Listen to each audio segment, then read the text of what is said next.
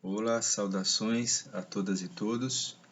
Meu nome é Samir Pérez Mortada. Eu sou professor do Instituto Federal de Ciência, de Educação, Ciência e Tecnologia da Bahia. Moro em Salvador, Brasil, na Bahia, né? Sou psicólogo social, dou aula para os cursos de engenharia e administração aqui na Bahia, em Salvador. Análise de sistemas também. E trabalho com memória social. A minha fala chama Pandemia e o Tempo. História, Memória, Psicologia.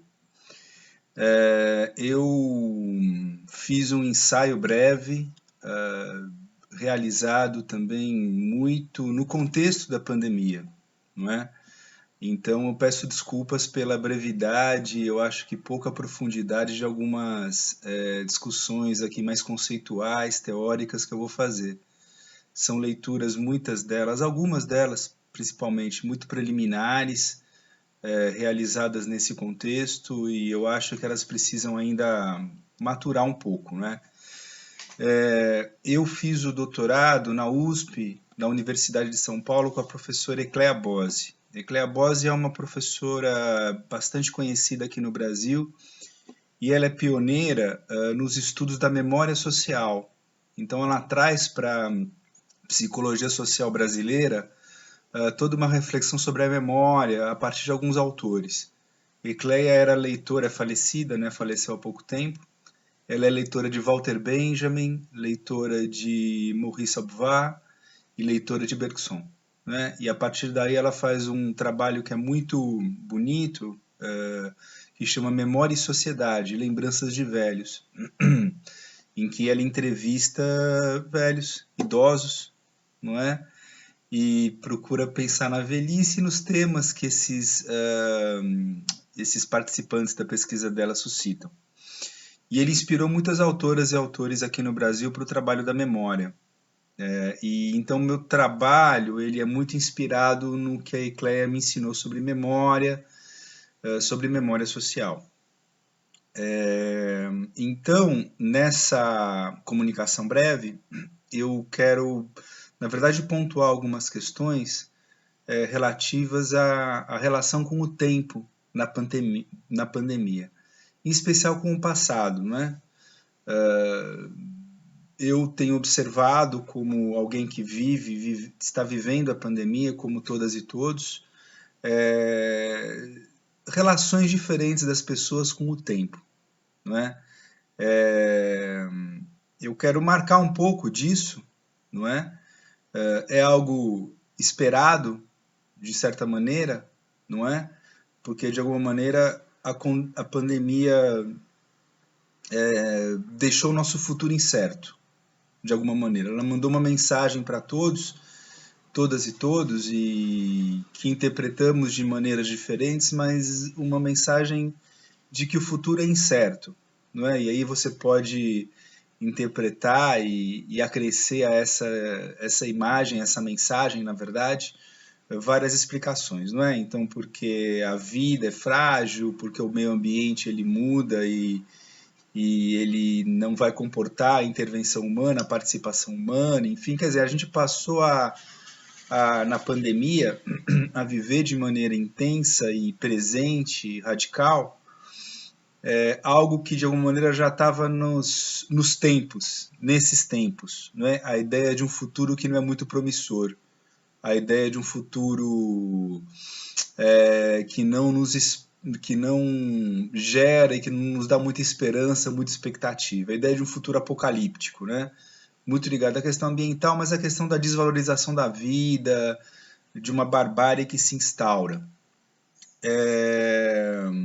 Só para marcar, né, um autor já que não está tanto na psicologia, aqui brasileiro, Paulo Arantes, que tem me ajudado também a perceber isso, ele vai pegar um teórico da história que chama Reinhard Koselleck, e que ele vai pensar nessa relação. Vou resumir, vou falar de maneira breve. Ele tem um trabalho que chama Futuro Passado, e ele tenta demarcar, como pensar numa época, né? Ele vai pensar na relação entre experiência e horizonte de expectativa. Né? Bastante breve, eu estou sendo bem breve. em relação ao trabalho dele, a discussão é longa. Mas a ideia, por exemplo, é que na modernidade, se você tinha uma relação com o tempo e, pela perspectiva do progresso, então numa ideia de progresso que nos salvaria e redimiria, né, e Koselleck vai pensar nisso, né, na relação da gente da modernidade com o progresso, né? O Paulo Arantes vai falar o seguinte, vai falar, olha, essa ideia de progresso ela ruiu, não é? Ela ruiu, vamos dizer assim, e a nossa relação com o tempo mudou bastante a partir também de 90, né, dos anos 90, da queda do Muro de Berlim, enfim. Então ele vai falar que a gente tem uma direita, uma elite, uma classe dominante, na verdade, apocalíptica, né, que já não é mais a questão da luta contra o socialismo, contra o comunismo, ou a ideia de progresso que nos organiza o horizonte, mas sim, vamos dizer assim, o apocalipse, uma desesperança, não é? Isso encurta e aproxima a relação entre presente e futuro. No fundo, o futuro passa a ser uma grande repetição do presente, não é? Ou expectativa de que o presente se repita. Então, essa dimensão apocalíptica que o Arantes vai trazer, vai pensar com Koselleck, ela, vamos dizer assim, na pandemia ela foi desenhada, ela foi explicitada, não é? Ela foi colocada de maneira muito clara para a gente, né? Essa relação com o tempo ela tem sido foco de vários autores, não é? De várias perspectivas. Tem um autor que está bastante na moda, ele está sendo bastante lido, traduzido na América Latina, né? Um sul-coreano radicado na Alemanha, chamado Byung-Chul Han. Me desculpe a pronúncia, porque já é ruim em espanhol, imagina coreano, né? Mas o Byung-Chul Han ele tem um livro muito interessante que chama Desaparição dos Rituais.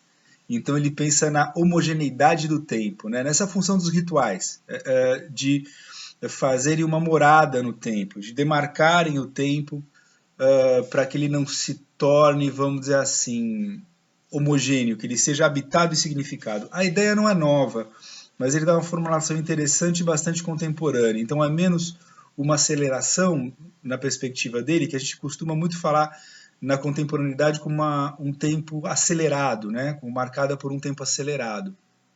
E ele vai falar que não, que é um tempo homogêneo e sem marcas, sem demarcações, é um presente constante. Não é? Na linha do que ele vai falar de sociedade do cansaço, enfim, tem várias contribuições dele, obras dele que vão numa direção que faz essa alusão com o tempo também. Ó, concretamente, o que eu tenho visto aqui no Brasil, não sei se meus colegas da América Latina têm visto também, mas as pessoas, elas correram, não é? Assim que começou a pandemia, para fazer uma série de coisas, enfim, como se não houvesse amanhã. Houve também muito recurso a amigos antigos, a procurar pessoas que de alguma maneira marcaram a vida, não é? De alguma maneira as pessoas foram buscar marcos temporais, de algum jeito, para se orientar num presente que se acelerou, que caiu de maneira catastrófica na cabeça das pessoas. E eu vou marcar também questões sociais, não é? O ataque aos monumentos que a gente viu na Inglaterra, depois nos Estados Unidos, em outros lugares, aqui no Brasil também, eles, né? Então, de maneira mais coletiva e menos individual. O ataque a alguns monumentos que marcaram pessoas escravistas, não é?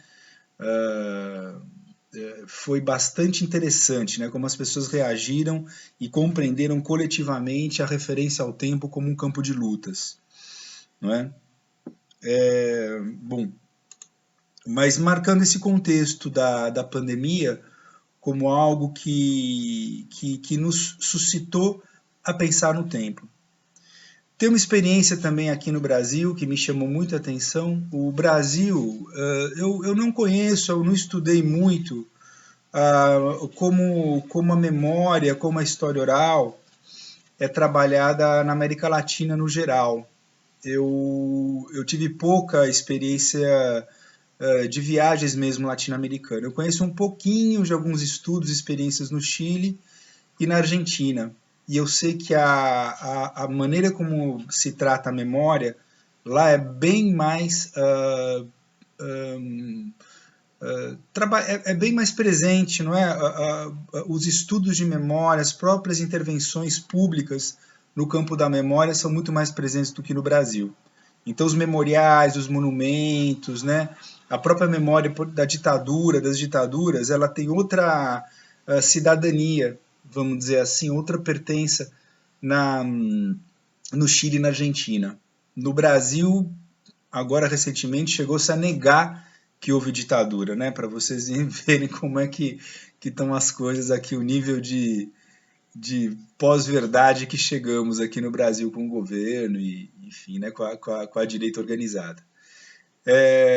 Mas o Brasil tem uma tradição desde antes de um apagamento da memória, né, e não tem essa forte tradição de criar memoriais, monumentos que nos sinalizem a barbárie, que nos sinalizem a escravidão, que nos sinalizem a ditadura, que não nos façam esquecer. A gente não tem essa tradição, como tem, por exemplo, a Alemanha com o Holocausto, com o nazismo, não é? É uma luta, você tem lá forças conservadoras, mas você tem também uma luta pela memória que está mais assentada no Estado, no poder público também.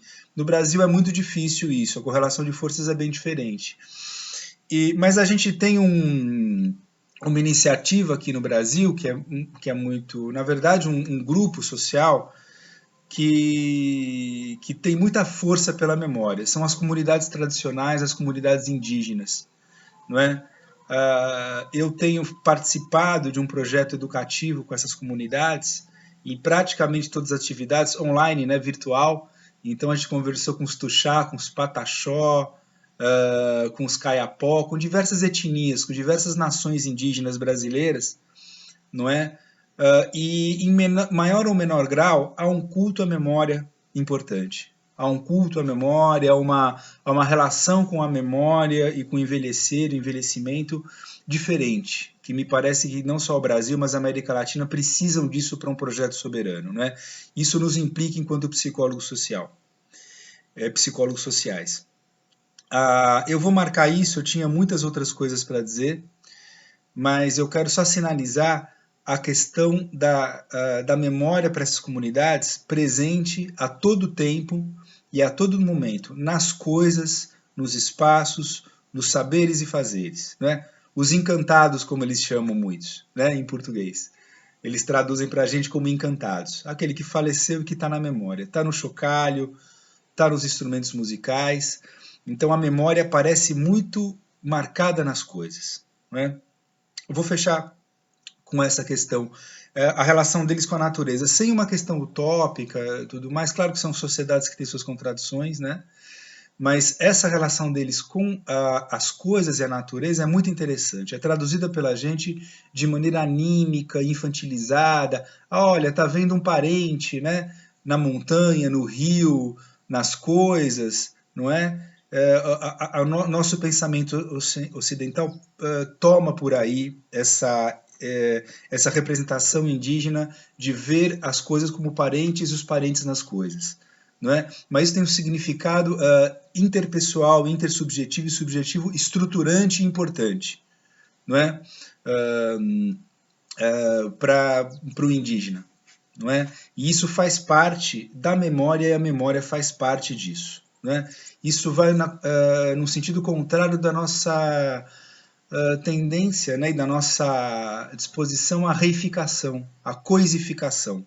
Né? Então a mercadoria supõe uma relação consigo, né, para a gente que é estranhada e que nos permite a apropriação das coisas de uma outra forma. O indígena não pensa assim, por mais que ele use a natureza, que ele se valha da natureza, a natureza ela é habitada por uma presença ancestral. Não é? Isso é uma representação que varia de aldeia para aldeia, claro, você tem problemas com isso, mas tem implicações psicossociais que eu queria marcar. Muito brevemente, eu ia falar muito mais coisas, ia falar alguma coisa de Alvax e Bergson também, para marcar teoricamente as concepções de Benjamin, mas já está quase 15 minutos, né? E é o tempo de fala, eu deixo aí para a interlocução assíncrona, que eu tenho certeza que vai ser muito rica. Um prazer fazer a comunicação. Graças.